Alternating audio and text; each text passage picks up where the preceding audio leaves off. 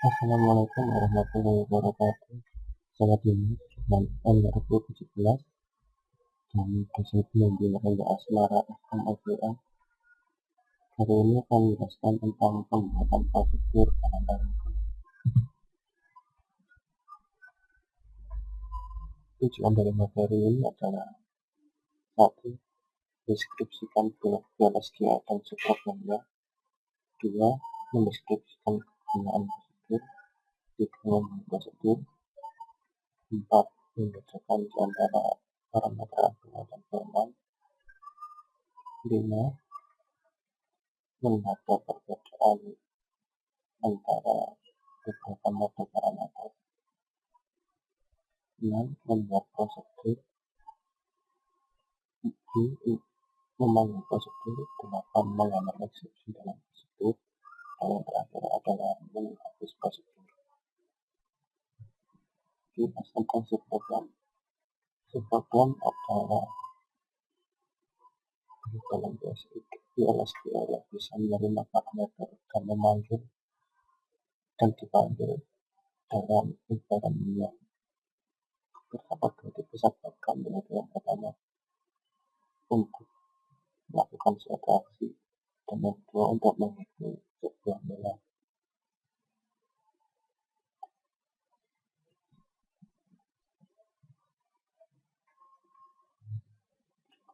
Berikutnya adalah struktur dari blok analysis dalam PLSQL.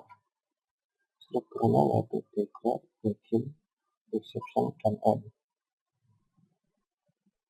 Declare dan exception sifatnya opsional, berarti dalam satu blok bisa tidak, sedangkan begin dan end sifatnya mandatory, berarti harus ada. Dan berikut adalah ilustrasi dari blok struktur dalam PLSQL. Keuntungan dalam menggunakan subprogram yaitu yang pertama, peralatan yang mudah, keamanan data dan integritas data yang lebih baik, performa yang lebih baik, dan kejelasan jadi lebih baik juga. Apa itu prosedur? Prosedur adalah tipe subprogram yang melakukan aksi. Prosedur bisa ditempatkan dalam database sebagai objek skema untuk eksekusi yang berulang. Dan ini adalah contoh sintaks dasar untuk pembuatan prosedur.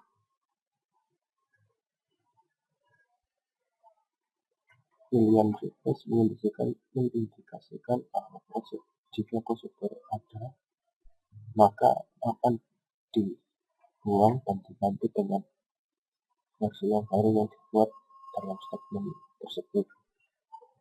PLSQL block dimulai dengan begin atau deklarasi dari variabel dan diakhiri dengan perintah n atau n spasi pada prosedurnya. Dan ini adalah contoh alur dari eksekusi program dalam PLSQL.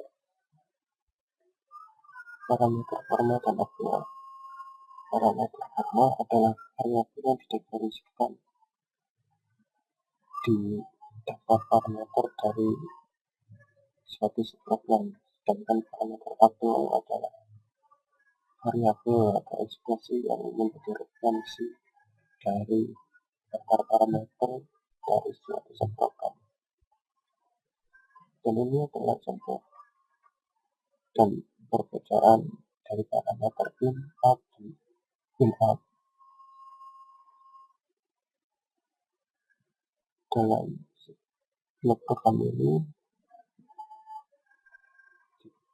EID merupakan parameter in yang digunakan untuk menyimpan employee ID dan misalnya adalah 176. Sedangkan pada ilustrasi ini, parameter outnya adalah name, history, dan komisi yang digunakan nantinya untuk mencetak nama, gaji, dan komisi dari pegawai. Sedangkan ini adalah contoh prosedur untuk pembuatan query seperti ilustrasi yang ada pada slide ini.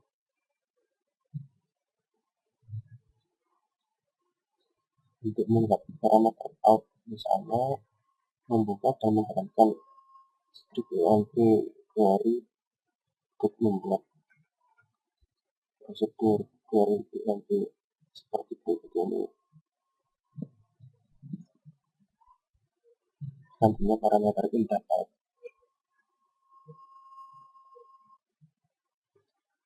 Dalam dua kode ini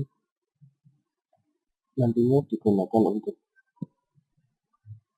membuat nilai atau daftar nomor telepon agar formatnya berubah menjadi seperti ini. Pada baris ini subscript no 1,3 berarti pada nilai indeks pertama di depannya nantinya akan diberi tanda buka kurung, dan perintah ini juga akan diambil nilai sebanyak 3 baris, yaitu 8, 0, dan 0. Selanjutnya untuk baris ini telepon 4,3, yaitu setelah indeks keempat nantinya akan diberi tanda tutup kurung menjadi seperti ini dan diambil sebanyak 3 nilai 1, 2, 3. Selanjutnya pada baris ini subscript 0,7, yaitu setelah baris ke-7 yaitu baris 0, di depannya akan diberi tanda hubung, sehingga bila ada suatu kode blok yang memanggil prosedur pada slide sebelumnya akan dimasukkan seperti ini.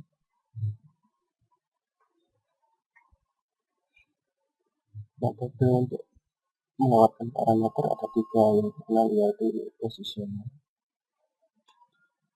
berarti list aktual parameter dan format parameter urutannya sama. Yang kedua, secara name,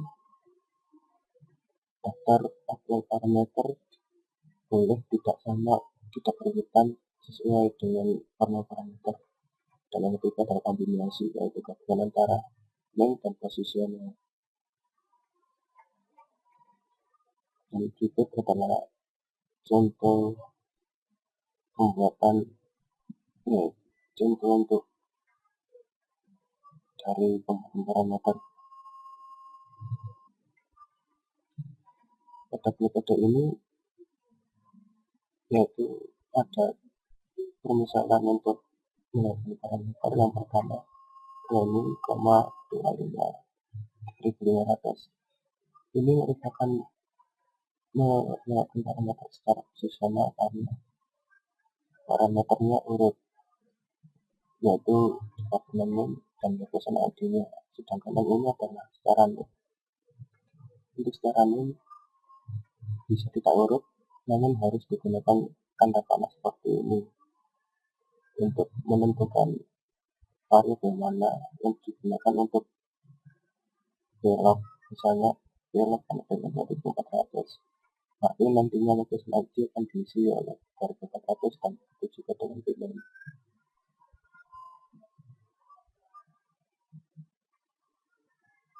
Selanjutnya adalah cara untuk memanggil prosedur. Untuk memanggil prosedur tinggal ketikkan nama prosedurnya dan diikuti oleh variabel nama variabel mana yang digunakan sebagai aktual parameternya.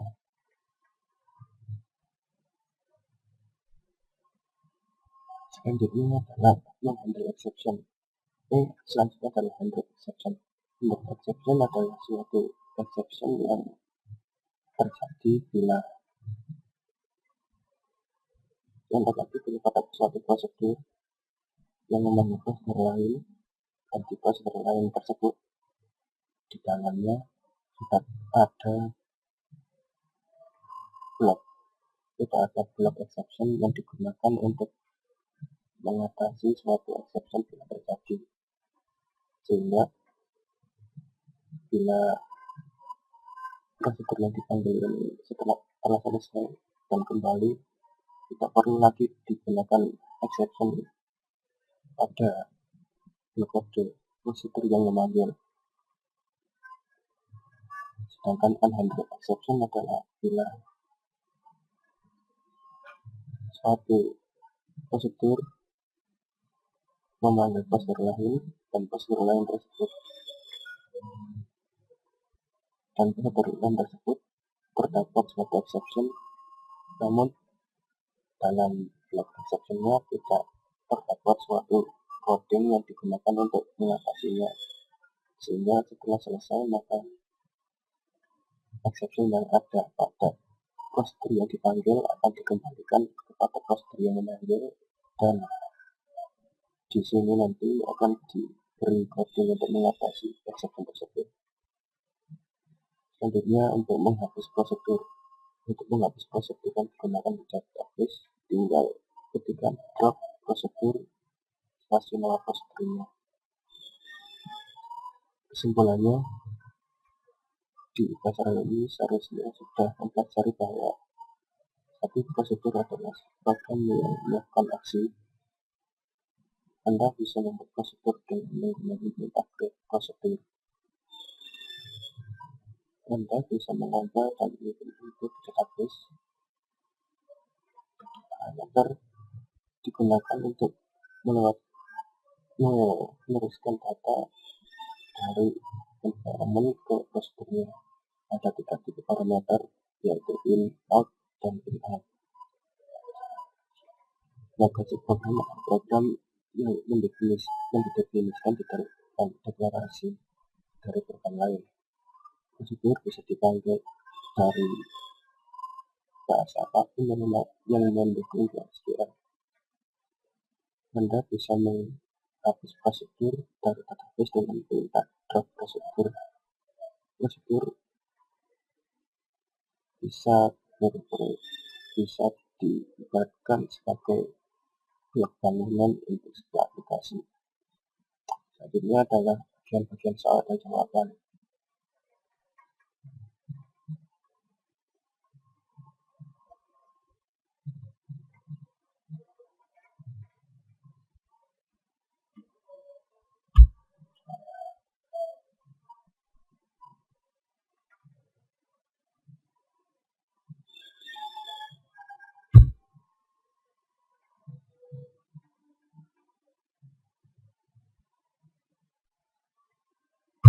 Terima kasih telah menyaksikan. Wassalamualaikum warahmatullahi wabarakatuh.